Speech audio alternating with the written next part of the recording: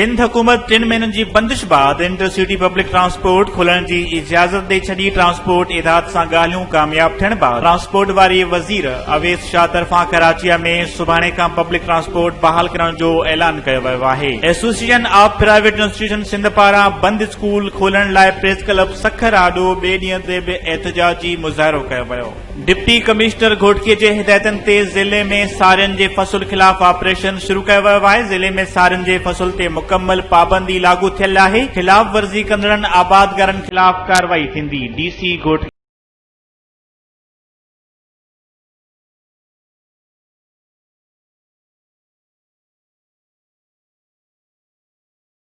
गढ़ी चाकर वेझो ॻोठ छुटो बोज़दार जो रवासी 2 जंगनि खां महरूम मोहम्मद सदीक बोज़दार बेरोज़गारी करे घर में बाकाकशी वारी ज़िंदगी गुज़ारण ते मजबूर। वज़ीर आला सिंध सैयद मुराद अली शाह ऐं डीसी घोटकी ऐं आला अमलदारनि खां फौरी तौर ते नोटिस वठण जो मुतालबो कयो वियो आहे।